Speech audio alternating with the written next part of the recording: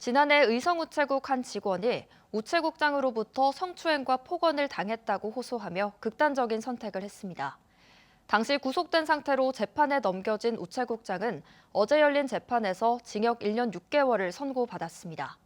유가족은 피해자의 죽음과 비교했을 때 너무 낮은 형량이라고 토로했습니다. 김서현 기자입니다. 피해자가 극단적 선택을 하기 전 지인과 나눈 채팅방 대화 내용입니다. 당시 의성 우체국장이 자신에게 어떤 행위를 했는지 구체적으로 남겼습니다. 국장실에서 피해자를 성희롱한 것만 여러 차례, 피해자와 연애하는 상상을 한다, 사랑한다, 사귀자라는 말을 하기도 했습니다. 피해자의 손을 주무르고 손등에 입을 5차례 이상 맞추거나 마스크를 벗겨 얼굴을 끌어당겼다며 고통을 호소했습니다. 그런데도 가해자로부터 제대로 된 사과는커녕 오히려 직장 동료들이 2차 가해를 하거나 사건 무마에 나서자 피해자는 큰 충격을 받았습니다. 휴직계를 냈던 피해자는 직장에 복귀하기 직전인 지난해 11월 결국 스스로 세상을 떠났습니다. 그리고 피해자가 숨진 지 1년 만에 가해 우체국장 이모 씨에 대해 법원이 징역 1년 6개월을 선고했습니다.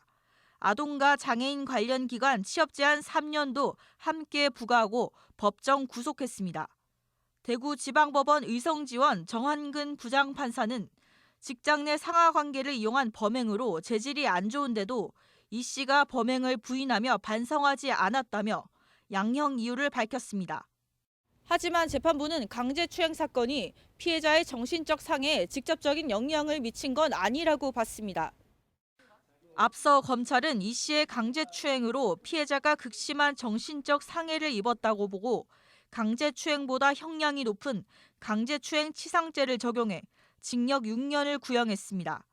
하지만 재판부는 피해자를 극단적 선택으로 몰고 간 우울증과 스트레스가 강제추행 행위 그 자체보다는 그 이후에 발생한 이 씨와 직장 동료들의 2차 가해 행위였을 가능성이 있다고 봤습니다.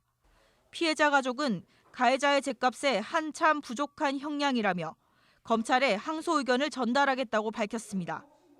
어린 아이와 저 와이프 부모님들, 동생들 모두 그날 이후로 하루도 빠짐없이 고통 속에서 살고 있습니다. 피해자 가족들이 받는 고통에 비하면 지금의 형량은 말도 안 되는 형량이고 이 씨와 같이 2차 가해에 가담해 검찰 조사를 받던 당시 의성우체국 간부 직원 2명은 증거 불충분으로 무혐의 처분을 받았습니다.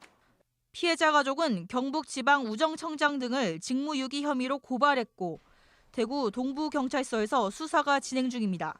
MBC 뉴스 김서연입니다.